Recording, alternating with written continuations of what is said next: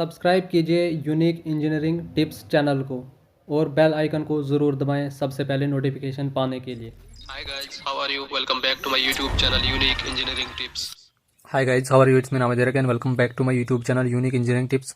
सो इस लेक्चर में हम डिस्कस करने वाले हैं जो सेकंड इंग्रेडिएंट्स है कंक्रीट का, एग्रीगेट्स, वो हम इसमें डिस्कस करेंगे। फर्स्ट जो इंग्रेडिएंट्स है कंक्रीट का वो सीमेंट है, उसको हमने डिटेल में डिस्कस किया। वेरियस टाइप्स ऑफ सीमेंट्स हमने पढ़े, फील्ड टेस्ट जो सीमेंट के हैं, लेबोरेटरी टेस्ट जो हमने सीमेंट के हैं वो हमने सारे डिटेल में पिछले 2 लेक्चर्स में डिस्कस किए।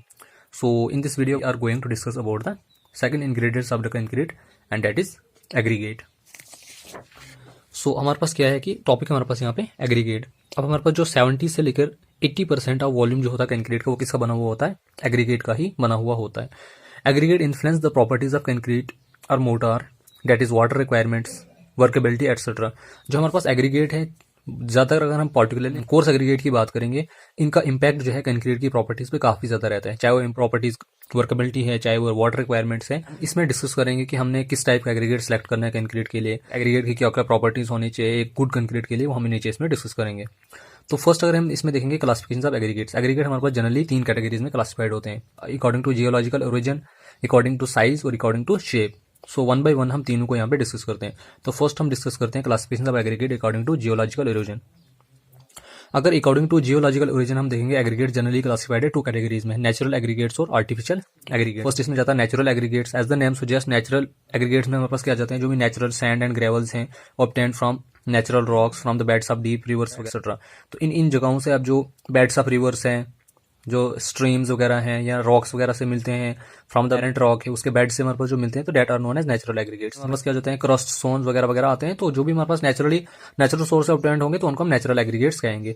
इसमें क्या होता है कि जो ये नेचुरल एग्रीगेट्स होते हैं इनमें सिल्ट और क्ले कोटिंग्स होती है, तो इनको यूज करने से पहले उनको हमें अच्छे से वॉश करना पड़ता है ताकि जो बाहर से उनकी कोटिंग लगी है तो उस कोटिंग को हम रिमूव कर सकें, then we can use them. So next इसमें जाता है हमारे पास आर्टिफिशियल एग्रीगेट्स। आर्टिफिशियल एग्रीगेट्स हमारे पास जो मोस्ट कॉमन एग्जांपल है इसकी, ब्रोकन ब्रिक्स हैं, air cooled fresh blast furnace slag है, फ्लाई ऐश वगैरह एटसेट्रा, ये मोस्ट कॉमन एग्जांपल है आर्टिफिशियल एग्रीगेट्स की। इन टाइप के एग्रीगेट्स को हम जनरली किसके लिए यूज करते हैं, लीन कंक्रीटिंग के लिए यूज करते हैं और मास कंक्रीटिंग के लिए यूज करते हैं। आर्टिफिशियल एग्रीगेट्स को हम जो हाई स्ट्रेंथ कंक्रीट है उनके लिए हम इनका यूज नहीं कर सकते हैं, इनकी जो स्ट्रेंथ होती है as compare to natural aggregates कम होती है, that's why we can't use these aggregates for high strength concreting. Next इसमें जाता है हमारे पास अकॉर्डिंग टू साइज। अगर साइज के हिसाब से अगर हम देखेंगे, एग्रीगेट जनरली 3 कैटेगरीज में क्लासिफाइड है, फाइन एग्रीगेट्स, कोर्स एग्रीगेट्स और ऑल इन एग्रीगेट्स। तो 1 बाय 1 हम यहाँ पे तीनों को डिस्कस करते हैं। फर्स्ट इसमें जाता है हमारे पास फाइन एग्रीगेट्स। फाइन एग्रीगेट्स का साइज कहाँ से कहाँ तक होता है, 75 माइक्रोन और 4.75 mm के बीच में होता है। वी कैन से दैट कि greater than 75 micron but less than 4.75 mm, या or simply we can say that कि ऐसे एग्रीगेट जो 4.75 mm सीयू से पास हो जाएंगे, 75 माइक्रोन सीयू पे रिटेन हो जाएंगे, तो उन एग्रीगेट्स को हम क्या कहते हैं, फाइन एग्रीगेट्स कहते हैं। अब जिन पार्टिकल का साइज जो होगा 6 माइक्रोन से लेकर 2 माइक्रोन के बीच में होगा, हम उनको क्या कहते हैं, हम सिल्ट कहते हैं। We can say that greater than 2 micron और लेस देन 6 माइक्रोन, तो उनको हम क्या कहते हैं, सिल्ट पार्टिकल्स कहते हैं। अगर हम सिंपली अगर मैं आपको एवरेज बताऊंगा, जो भी पार्टिकल्स लेस देन 75 माइक्रोन और ग्रेटर देन 2 माइक्रोन आते हैं उनको हम जनरली सिल्ट में ही कंसिडर करते हैं ऑन एन एवरेज। तो लेकिन अगर हम स्पेशली अगर हम देखेंगे जो सिल्ट पार्टिकल का साइज 2 माइक्रोन से ग्रेटर देन और 6 माइक्रोन के बीच में वेरी करता है। जिन पार्टिकल का साइज लेस देन 2 माइक्रोन होगा उनको हम क्या कहते हैं, क्ले कहते हैं। अब mixture of sand, silt, clay, इन तीनों का मिक्सचर अगर हमारे पास होगा तो उसको हम क्या कहते हैं, लॉम कहते हैं। As per Indian standard code 3831970, fine aggregates को 4 जोन्स में क्लासिफाई किया गया है, जिसकी ग्रेडिंग कहां से लेकर कहां तक है, grading from 1 to 4th। Next हम देखते हैं कोर्स एग्रीगेट। कोर्स एग्रीगेट क्या होता है कि जिनका पार्टिकल साइज 4.75 mm से लेकर 75 mm के बीच में होगा। मतलब वी कैन से डेट कि ऐसे पार्टिकल जो 75 mm से पास हो जाएंगे और 4.75 mm सीयू पे रिटेन हो जाएंगे, तो उन पार्टिकल्स को हम क्या कहेंगे, कोर्स एग्रीगेट कहेंगे। They may be crushed or uncrushed or partially crushed gravels, ये क्रस्ट भी हो सकते हैं, अनक्रस्ट भी हो सकते हैं, या पार्शली क्रस्ट ग्रेवल्स भी हो सकते हैं। तो नेक्स्ट इसमें जाता है हमारे पास all in aggregates. All in aggregates contains particles of every size, इसमें हर टाइप का पार्टिकल साइज आता है। इनको हम क्या कर सकते हैं, हाई क्वालिटी कंक्रीट के लिए इनका हम यूज नहीं कर सकते हैं, क्योंकि हाई क्वालिटी कंक्रीट के लिए हमें एक वेल ग्रेडेड एग्रीगेट्स हम उनके लिए यूज कर सकते हैं, क्योंकि उनके लिए हमें हाई स्ट्रेंथ चाहिए। तो ऑल इन एग्रीगेट जो है स्ट्रेंथ, इनमें जो स्ट्रेंथ काफी ज्यादा कम होती है, तो that's why we can't use them for high strength concretes. Next इसमें जाता है अकॉर्डिंग टू शेप। अब अगर हम शेप के हिसाब से देखेंगे, एग्रीगेट जो है जनरली क्लासिफाइड है 4 कैटेगरीज में। फर्स्ट इसमें जाता है हमारे पास राउंडेड एग्रीगेट्स, नेक्स्ट इसमें जाता है इरेगुलर और पार्शली राउंडेड एग्रीगेट्स, तीसरा जाता है हमारे पास इसमें एंगुलर एग्रीगेट्स, और फोर्थ इसमें जाता है इलोंगेटेड और फ्लैंकी एग्रीगेट्स। तो 1 by 1 हम यहाँ पे सबको डिस्कस करेंगे। रॉन्डेड एग्रीगेट्स ये तो आपको पता ही है, they are obtained from river banks है, रिवर बेड्स है, स्ट्रीम्स वगैरह एटसेट्रा, वहां से हमें रॉन्डेड एग्रीगेट्स ऑब्टेन्ड होते हैं। इनका जो मिनिमम रेंज ऑफ वाइड्स है वो कहाँ से लेकर कहाँ तक वेरी करता है, 32 से लेकर 33%। ये important examination point of view से, ये तीनों में इंपॉर्टेंट है। नेक्स्ट हम वन बाय वन सबके लिए मैं आपको बताऊंगा, तो it's important from examination point of view से। इनकी जो होती है, अब रॉन्ड एग्रीगेट्स की ये तो आपको पता है कि वर्केबिलिटी हाई होती है, लेकिन इनकी स्ट्रेंथ कम होती है, तो इनको हम हाई स्ट्रेंथ कंक्रीटिंग के लिए यूज नहीं कर सकते हैं। हाँ, ऐसी जगहों पे जहाँ पे हमें स्ट्रेंथ कम चाहिए और वर्केबिलिटी ज्यादा चाहिए, तो वहां पे हम इन एग्रीगेट्स का यूज कर सकते हैं। नेक्स्ट इसमें जाता है इर्रेगुलर या पार्शली रॉन्डेड एग्रीगेट्स। इनका जो मिनिमम रेंज ऑफ वाइड्स होता है वो कहाँ से लेकर कहाँ तक होता है, 35 से लेकर 38% होता है, क्योंकि जितने एग्रीगेट्स में इरेगुलरिटीज वगैरह आएगी उनमें percentage of wides obviously increase हो जाएगी, तो जितना एग्रीगेट रॉन्ड होगा उनमें परसेंटेज ऑफ वाइड जो है कम होती जाती है। तो डेट्स वाई इसमें जो परसेंटेज ऑफ वाइड जो है 32 से लेकर 33% है, और इसमें 35 से लेकर 38% है। इसमें क्या होता है कि इट रिक्वायर्स मोर सीमेंट, इसको ज्यादा सीमेंट की जरूरत होती है एज कम्पेयर टू अगर हम देखेंगे रॉन्ड एग्रीगेट्स। उसके बाद जो है इसमें क्या होती है कि वर्केबिलिटी अच्छी होती है, लेकिन उतनी अच्छी नहीं होती है जितनी रॉन्ड एग्रीगेट्स की होती है। तो वी कैन से दैट इसकी वर्केबिलिटी अच्छी है as compare to angular aggregates, but not as high as round aggregates have. तो इसमें इंटरलॉकिंग जो है वो बेटर देन है किसके, रॉन्ड एग्रीगेट्स से बेटर है इसमें इंटरलॉकिंग। तो अब क्योंकि रॉन्ड एग्रीगेट्स का जो है टोटली रॉन्ड होते हैं, तो उसमें आपस में जो बॉन्ड होता है उनका बहुत वीक होता है, but still can't use for high strength concrete. अब थोड़ी सी इंटरलॉकिंग होने की वजह से भी हम इनका यूज नहीं कर सकते हैं हाई स्ट्रेंथ कंक्रीटिंग के लिए। तो नेक्स्ट इसमें जाता है हमारे पास एंगुलर एग्रीगेट्स। एंगुलर एग्रीगेट्स का मतलब क्या होता है, इसमें रफ सरफेस होता है इनका, जो भी क्रस्ट रॉक वगैरह से हमें ऑब्टेंड होते हैं। इनका जो मैक्सिमम परसेंटेज ऑफ वाइड्स होता है वो कहाँ से लेकर कहाँ तक होता है, 38 से लेकर 40% तक होता है। इंटरलॉकिंग जो है एक दूसरे के साथ काफी ज्यादा हाई होती है, तो ये हाई स्ट्रेंथ बॉन्ड के लिए हम इनको यूज कर सकते हैं। वर्केबिलिटी कम होती है लेकिन स्ट्रेंथ इनकी काफी ज्यादा हाई होती है, तो they can be use for high concreting work के लिए हम इनको आराम से यूज कर सकते हैं। जो फोर्थ टाइप ऑफ एग्रीगेट हमारे पास जाता है फ्लैकी एंड इलोंगेटेड एग्रीगेट्स आते हैं। फ्लैकी एग्रीगेट कौन सा एग्रीगेट होता है, जिनकी लीस्ट डायमेंशन जो होगी लेस देन होगी 3/5 ऑफ मीन डायमेंशन। जैसे कि यहाँ पे आप देख सकते हो, ये हमारे पास एक एग्रीगेट है, फ्लैकी एग्रीगेट की एग्जांपल है। शेप ऐसी हो सकती है फ्लैकी एग्रीगेट की, ये इसकी सबसे छोटी डायमेंशन है जिसको हम लीस्ट डायमेंशन कह सकते हैं। अगर ये लेस देन है 3/5 ऑफ मीन सीव साइज या मीन डायमेंशन आप इसको कह सकते हो। अब मीन सीव साइज आप कैसे निकाल सकते हो, as you can see here, let करो कि हमारे पास जो एग्रीगेट है वो 16 mm सीव से पास हो रहा है और 12.5 mm सीव पे रिटेन हो रहा है। तो यहां से हम मीन सीव साइज हम कैसे निकाल सकते हैं, 16 प्लस जिससे पास हो रहा है और जिसपे रिटेन हो रहा है, यहां से हमारे पास क्या निकल गया इसका मीन सीव साइज। अब 3/5 का मतलब है यहाँ पे 3 इंटू जो ये कितना निकला हमारे पास 14.25 डिवाइडेड बाई 5 तो आया 8.55। तो अगर इसकी जो लीस्ट डायमेंशन होगी वो लेस देन अगर है 8.55, तो तब हम इसको कह सकते हैं हमारे पास जो एग्रीगेट है फ्लैकी है।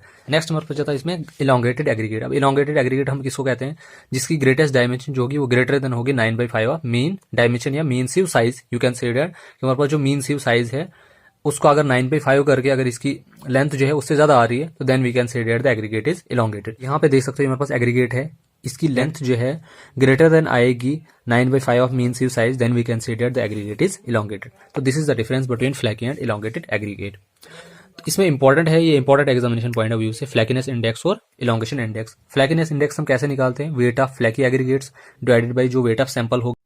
तो इलोंगेशन इंडेक्स हम कैसे निकालेंगे, weight of elongated aggregates divided by weight of complete sample जो हमारे पास होगा इनटू 100 करेंगे, तो यहाँ से हमारे पास इलोंगेशन इंडेक्स निकलेगा। तो for good quality of concrete के लिए इन दोनों की वैल्यू जो है, जो इंडेक्सेस है ये दोनों फ्लैकीनेस इंडेक्स और इलोंगेशन इंडेक्सेस की वैल्यू जो है 10 और 15% के बीच में ही आनी चाहिए, इससे ज्यादा एक्सीड नहीं होनी चाहिए। अगर इससे ज्यादा एक्सीड होगी तो we can't use this aggregates for good quality concretes. So next हम इसमें डिस्कस करेंगे कुछ इंपॉर्टेंट पॉइंट्स जो एग्रीगेट्स के हैं, जो ग्रेटली अफेक्ट करते हैं हमारे पास प्रॉपर्टीज ऑफ कंक्रीट पे। तो फर्स्ट पॉइंट इसमें जाता है कि properties of aggregates greatly influence the properties of concrete. जो प्रॉपर्टीज है एग्रीगेट की वो ग्रेटली इन्फ्लुएंस करती है कंक्रीट की प्रॉपर्टीज को, चाहे कंक्रीट हमारा फ्रेश स्टेज में है, चाहे हमारे पास कंक्रीट हार्डन स्टेज में है। तो हमारे पास कौन कौन सी प्रॉपर्टीज है जिन पे एग्रीगेट ग्रेटली इफेक्ट करता है, जैसे वर्केबिलिटी है। वर्केबिलिटी पे कैसे इफेक्ट करता है, जैसे रॉन्ड एग्रीगेट्स की वर्केबिलिटी ज्यादा होती है as compare to angular aggregates. अब रॉन्ड एग्रीगेट की स्ट्रेंथ कम होती है as compare to angular aggregates. हमारे पास जो एग्रीगेट जो है काफी ज्यादा रोल रहता है strength as well as workability of concrete पे। स्ट्रेंथ पे भी अफेक्ट करता है, जैसे मैंने आपको एग्जांपल दी, रॉन्ड की स्ट्रेंथ कम होती है और इसकी स्ट्रेंथ ज्यादा होती है एंगुलर एग्रीगेट्स की। ड्यूरेबिलिटी पे अफेक्ट करता है, सरफेस फिनिश वगैरह पे अफेक्ट करता है। नेक्स्ट पॉइंट इसमें जाता है larger the size of course aggregates lesser the surface area. जितना हमारे पास ज़्यादा बड़ा साइज होगा कोर्स एग्रीगेट का, उसका उतना कम लेस सरफेस एरिया होगा, और hence lesser is the quantity of cement and fine aggregates required. तो अगर इसका सरफेस एरिया कम होगा तो उसकी वजह से हमारे पास जो क्वांटिटी ऑफ सीमेंट और फाइन एग्रीगेट्स की जरूरत होगी वो कम होगी। Indian standards use to find out the size. अब कौन कौन सी इंडियन स्टैंडर्ड्स यूज हैं जिनको हम यूज करते हैं एग्रीगेट्स का साइज फाइंड आउट करने के लिए? 75 माइक्रोन है, 150 माइक्रोन, 300 माइक्रोन, 600 माइक्रोन, 1.18 mm है, 2.36 mm है, 4.75, 6.3 mm, 10 mm, 12 mm, 16 mm, 20 mm, 40 mm, 50 mm, 63 mm और 80 mm। जनरली हमारे पास 16 इंडियन स्टैंडर्ड्स यूज किया जाता है एग्रीगेट्स का साइज फाइंड आउट करने के लिए। तो रफ टेक्सचर अगर हमारे पास एग्रीगेट का होगा उसकी वजह से 75% जो है बॉन्ड इंक्रीज हो जाता है किस के बीच में? सीमेंट और एग्रीगेट के बीच में, क्योंकि जितना हमारे पास एग्रीगेट राउंड होगा उसकी वजह से बॉन्ड जो है काफी ज्यादा कम बनता है। वर्केबिलिटी तो एग्रीगेट की हाई होगी लेकिन बॉन्ड इसका वीक होता है, तो जितना टेक्सचर जो इसका रफ होगा एग्रीगेट का उतना जो है बॉन्ड अच्छा बनता है एग्रीगेट और सीमेंट के बीच में। इसकी वजह से क्या होगा कि which increase 20% compressive strength of concrete. तो 75% अगर हमारे पास बॉन्ड इंक्रीज होगा सीमेंट और एग्रीगेट में तो उसकी वजह से जो 20% जो है कंप्रेसिव स्ट्रेंथ कंक्रीट की वो भी इंक्रीज होगी। तो ये इंपॉर्टेंट पॉइंट्स थे कुछ हमने रिलेटेड टू कोर्स एग्रीगेट हमने यहाँ पे डिस्कस किए। Next we will discuss about specific gravity. Specific gravity भी एक इंपॉर्टेंट टॉपिक है एग्जामिनेशन पॉइंट ऑफ व्यू से, तो इसलिए मैंने यहाँ पे इसको कवर किया। स्पेसिफिक ग्रेविटी में क्या होता है कि low specific gravity indicate high porosity which results low strength and durability. तो हमारे पास जो स्पेसिफिक ग्रेविटी है वो whether they are fine aggregates whether they are coarse aggregate, तो इनकी स्पेसिफिक ग्रेविटी हाई होनी चाहिए, क्योंकि अगर स्पेसिफिक ग्रेविटी इनकी कम है तो पोरोसिटी इनकी ज्यादा होगी, तो उसकी वजह से स्ट्रेंथ इनकी कम हो जाएगी और ड्यूरेबिलिटी भी कम होगी। तो रेंज ऑफ स्पेसिफिक ग्रेविटी जो फॉर ऑल एग्रीगेट्स के लिए वो जनरली वेरी करती है 2.4 से लेकर 2.9 के बीच में। मतलब जो मैक्सिमम रेंज है स्पेसिफिक ग्रेविटी जो हम एग्रीगेट्स यूज करते हैं उनकी 2.4 से लेकर 2.9 के बीच में वेरी करती है। तो यहाँ पे कुछ मैंने इंपॉर्टेंट मटेरियल्स कंसीडर किए हैं और उनकी स्पेसिफिक ग्रेविटी क्या क्या है। जैसे हमारे पास सीमेंट है, सीमेंट की स्पेसिफिक ग्रेविटी 3.15 है, कोर्स सैंड की है 2.65, फाइन सैंड की है 2.63, ग्रेवल्स की है 2.66। तो अगर एवरेज में अगर हम देखेंगे 2.4 और 2.9 के बीच में स्पेसिफिक ग्रेविटीज एग्रीगेट्स की वेरी करती है। उसके बाद नेक्स्ट हम इसमें डिस्कस करेंगे bulk density. Bulk density specially ये टर्म्स एग्रीगेट के रिलेटेड यूज की जाती है। It simply means unit weight. Unit weight bulk density means simply density. तो जब एग्रीगेट बल्क हो जाएगा उसका वॉल्यूम एक्सीड जो है उसमें एक्सपेंशन आ जाएगी, तो that density is known as bulk density. अब वो किस किस की रीजन की वजह से आती है वो हम नीचे इसमें डिस्कस करेंगे। It is the ratio of, अब डेंसिटी होता है mass per unit volume, that is known as density whether it doesn't matter whether it's dry density और बल्क डेंसिटी। तो बल्क डेंसिटी का मतलब हो गया मास अपॉन बल्क वॉल्यूम जो होगा, तो that is known as bulk density. Bulk density एक इंपॉर्टेंट इन्फॉर्मेशन देता है हमारे पास किसके बारे में? Regarding the shape and grading of the aggregates. Aggregates की शेप के बारे में, उनकी ग्रेडिंग वगैरह के बारे में ये एक इंपॉर्टेंट इन्फॉर्मेशन देता है। Dates why I have consider this point here. तो जितनी ज्यादा बल्क डेंसिटी होगी उतना क्या होगा? वाइड रेशियो कम होगा। Lower is the void ratio to be filled by sand and cement. तो उसकी वजह से हमारे पास क्या होगा कि लव वाइड रेशियो होगा जो सीमेंट और सैंड ने फिल करना। अब ये स्पेशली अगर हम यहाँ पे देखेंगे ये bulk density term related to coarse aggregate के रिलेटेड है। ये वेल ग्रेडेड एग्रीगेट्स के केस में आप देखो परसेंटेज ऑफ वाइड्स कम होते हैं तो यहाँ हमारे पास क्या होगी? बल्क डेंसिटी ज्यादा होगी। ऑब्वियस सी बात है जब एग्रीगेट सेम साइज के होंगे उसके बीच में जो वाइड्स की कंसंट्रेशन होगी उनके बीच में वो कम होगी as compare to poorly graded aggregates. अब पुअरली ग्रेडेड एग्रीगेट की एग्जांपल ले लो आप, इनमें परसेंटेज ऑफ वाइड्स ज्यादा होंगे तो बल्क डेंसिटी कम होगी। तो ये इंपॉर्टेंट है। तो बल्क डेंसिटी जो है इनवर्सली प्रोपोर्शनल है परसेंटेज ऑफ वाइड्स। जितने ज्यादा परसेंटेज ऑफ वाइड्स उतनी कम बल्क डेंसिटी, जितनी कम परसेंटेज ऑफ वाइड्स उतनी ज्यादा बल्क डेंसिटी। तो it means that bulk density and void ratio are inversely proportional to each other. So this points are also important from examination point of view से। तो यहाँ पे मैंने कुछ इंपॉर्टेंट मटेरियल्स कंसीडर किए हैं रिलेटेड टू कंक्रीट और उनकी बल्क डेंसिटी मैंने यहाँ पे नोट की है। जैसे हमारे पास सीमेंट की बल्क डेंसिटी कितनी होती है? 1.45, fine river sand 1.44, medium river sand 1.53, course river sand 1.60 और ब्रोकन स्टोन्स की कितनी होती है? 1.60। सो ये हमारे पास बल्क डेंसिटी क्या होता है। आई होप कि आपको यहाँ तक ये चीज क्लियर होगी। नेक्स्ट हम इसमें डिस्कस करेंगे बल्किंग ऑफ फाइन सैंड। का मतलब होता है कि स्वेलिंग या इंक्रीज ऑफ वॉल्यूम होना, that is known as bulking. अब अगर हमारे पास मॉइस्चर कंटेंट 5 से लेकर 10% के बीच में होगा सैंड में तो वॉल्यूम ऑफ सैंड जो है वो इंक्रीज होगा। अगर हमारे पास मॉइस्चर कंटेंट 10 से लेकर 20% के बीच में होगा तो उसमें volume of sand remain same. जो ऑलरेडी पहले इंक्रीज हो गया वो उतना ही रहेगा, उससे ज्यादा इंक्रीज नहीं होगा। तो it greatly affects the concrete. Bulking of sand जो है इसका ज्यादा इफेक्ट कहाँ पड़ता है? जब हम बैचिंग करेंगे बाय वॉल्यूम। आपको पता है कि जो भी इंग्रेडिएंट्स हमें कंक्रीट बनाने के लिए यूज करते हैं तो उनकी बैचिंग हम जनरली 2 तरीकों से करते हैं, बैचिंग बाय वॉल्यूम और बैचिंग बाय वेट। तो जब भी हम बैचिंग बाय वॉल्यूम करेंगे तब जाओगे बल्किंग ऑफ सैंड का काफी ज्यादा इफेक्ट पड़ता है कंक्रीट पे। तो ये इंपॉर्टेंट पॉइंट्स मैंने यहाँ पे जो है इसके कंसिडर किए हैं related to bulking of sand. उसके बाद जो लास्ट इंग्रेडिएंट्स हम यूज करते हैं इसमें कंक्रीट में तो हमारे पास है वाटर। तीन हमने डिस्कस कर लिए। फर्स्ट इसमें था सीमेंट, नेक्स्ट था हमारे पास एग्रीगेट्स, एग्रीगेट्स में हमारे पास दोनों डिस्कस कर लिए, फाइन एग्रीगेट्स, कोर्स एग्रीगेट्स। तो लास्ट हमारे पास जो आता है हमारे पास वाटर आता है। तो वाटर अब हमें क्या करता है, ये एक वर्केबल पेस्ट बनाने में हमें हेल्प करता है। अब अमाउंट ऑफ वाटर जो वेरी करता है 25 से लेकर 30% बाई वेट ऑफ सीमेंट, ये हमने कंसिस्टेंसी टेस्ट जो हमने सीमेंट का पढ़ा था वहां पे डिस्कस की थी। तो उसके बाद है water use for making concrete should be a portable water. तो जो भी हम वाटर हम ड्रिंकिंग पर्पज के लिए यूज करते हैं उसी वाटर को हमने क्या करना है, कंक्रीटिंग के लिए यूज करना है। तो मतलब एवरेज जो पीएच वैल्यू हमें पता है ड्रिंकिंग वाटर की कितनी होती है, 6 और 8.5 या 8 के बीच में वैरी करती है। तो वही वाटर हम कंक्रीटिंग के लिए यूज कर सकते हैं। Presence of dissolved salt in water, अगर हमारे पास वाटर में डिसॉल्व्ड सॉल्ट होंगे जो हम कंक्रीटिंग के लिए यूज करेंगे, उसकी वजह से क्या होता है कि 10 से 30% स्ट्रेंथ जो है रिड्यूस हो जाती है। वाटर कंटेनिंग लार्ज क्लोराइड्स, अब आपको पता है कि हमारे पास क्लोराइड की कंसंट्रेशन वाटर में कितनी होती है। एक जो पोर्टेबल वाटर होना चाहिए, हमने water supply and waste water engineering में डिस्कस किया था, इनकी कंसंट्रेशन जो है 250 ppm के बीच में ही होनी चाहिए, मतलब अप टू 250 ppm, उससे ज्यादा नहीं होनी चाहिए। अगर उससे ज्यादा होगी तो वो अनडिजायरेबल हो जाते हैं, वो क्या करते हैं, प्रॉपर्टीज ऑफ वाटर पे इफेक्ट करते हैं। तो अगर इनकी कंसंट्रेशन 250 ppm से एक्सीड हो जाएगी तो उससे क्या हो जाता है कि इफ्लोरेसेंस काज हो जाता है और डैम्पनेस काज कर देते हैं ये कंक्रीटिंग में। जो concentration of dissolved salts in sea water में डिसॉल्व्ड सॉल्ट की कंसंट्रेशन कहाँ तक होती है, 3.5% तक होती है। तो ये था हमारे पास लास्ट इंग्रेडिएंट जो हम कंक्रीट बनाने के लिए यूज करते हैं। आई होप सारी चीजें क्लियर हो गई होंगी। नेक्स्ट हम डिस्कस करेंगे, ये मोस्ट इंपॉर्टेंट है, it's very important from examination point of view से और as well as from practical knowledge से भी इंपॉर्टेंट है। स्टैंडर्ड सैंड, स्टैंडर्ड सैंड का मतलब होता है कि जो भी सैंड हम कंक्रीट टेस्टिंग के लिए यूज करते हैं, कंक्रीट टेस्ट परफॉर्म करने के लिए यूज करते हैं, that sand is known as standard sand. It should confirm Indian standard code 650 से लेकर 1975। इस कोड के अंडर वो आनी चाहिए वो सैंड, तभी जाके हम उस सैंड को टेस्टिंग के लिए यूज कर सकते हैं। अब पहले जो हम क्या करते थे, जो हम स्टैंडर्ड सैंड मतलब कंक्रीट टेस्टिंग के लिए यूज करते थे वो लाइट एंड बजर्ड सैंड का हम यूज करते थे।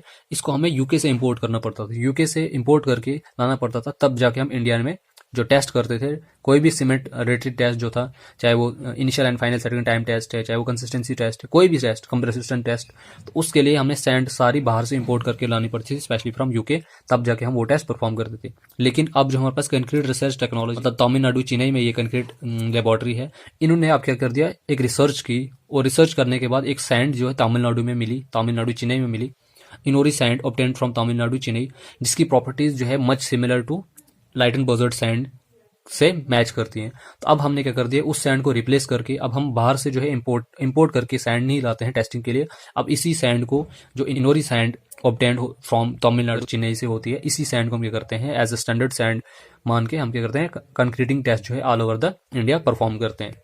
अब ये हमारे पास जो स्टैंडर्ड सैंड है, should pass 100% through 2 mm Indian standard sieve and retain 100% on 90 micron sieve. अगर इस स्टैंडर्ड सैंड को 2 mm Indian standard sieve size से पास करवाएंगे तो वहां से ये 100% पास होनी चाहिए और 90 माइक्रोन सीव साइज जो है उस पर 100% रिटेन होनी चाहिए। तो ये भी इंपॉर्टेंट पॉइंट है एग्जामिनेशन पॉइंट ऑफ व्यू से। उसके बाद अगर हम नेक्स्ट इसमें देखेंगे, जो हमारी स्टैंडर्ड सैंड है, इसका पार्टिकल साइज कहाँ से लेकर कहाँ तक वेरी करता है। इसमें जनरली 3 टाइप के पार्टिकल साइज आते हैं। फर्स्ट इसमें जाता है ग्रेटर देन 1 mm, नेक्स्ट इसमें जाता है less than 1 mm but greater than 5, और तीसरा जाता है हमारे पास स्मॉलर देन 500 माइक्रोन। जो भी पार्टिकल्स जिनका साइज 1 mm से बड़ा होगा उनकी परसेंटेज कितनी रहती है स्टैंडर्ड सैंड में, 33। अब जिन पार्टिकल का साइज लेस देन 1 mm होगा but greater than 500 standard sand में उनकी परसेंटेज कहाँ से कहाँ तक रहती है, 33.33%, वो भी इतने ही परसेंट में होते हैं स्टैंडर्ड सैंड में। और जिन पार्टिकल्स का साइज लेस देन 500 माइक्रोन होगा उनकी परसेंटेज कितनी रहती है स्टैंडर्ड सैंड में, 33.33%। तो ये थे हमारे पास कुछ वेरियस इंग्रेडिएंट्स ऑफ कंक्रीट जो हमने इस लेक्चर में डिस्कस किए थे, जो हमारे पास बच गए थे, स्पेशली एग्रीगेट्स और वाटर के बारे में हमने इस लेक्चर में डिस्कस किया। आई होप कि आपको यहाँ तक सारी चीजें क्लियर हो गई होंगी। अगर आपको फिर भी कोई डाउट है तो you can ask me in the comment section. So अगर आपको वीडियो पसंद आई तो वीडियो को लाइक कीजिए, शेयर कीजिए, कमेंट कीजिए और चैनल को सब्सक्राइब जरूर कीजिए और मेरी वीडियोस को अपने दोस्तों के साथ जरूर शेयर कीजिए। So thank you so much and keep supporting watching unique Engineering tips. अगर आपको हमारी ये वीडियो पसंद आई होगी तो वीडियो को लाइक कीजिए, शेयर कीजिए, कमेंट कीजिए और चैनल को सब्सक्राइब करना ना भूलें। और प्लीज़ बेल आइकन जरूर दबाएं ताकि जब भी मैं नई वीडियो अपलोड करूँ तो आप तक सबसे पहले नोटिफिकेशन पहुंचे। और प्रीवियस वीडियो जितनी मैंने अपलोड की है उनकी जो PDFs हैं वो डिस्क्रिप्शन में अवेलेबल हैं, तो आप वहाँ से उनको डाउनलोड कर सकते हैं। Thank you so much.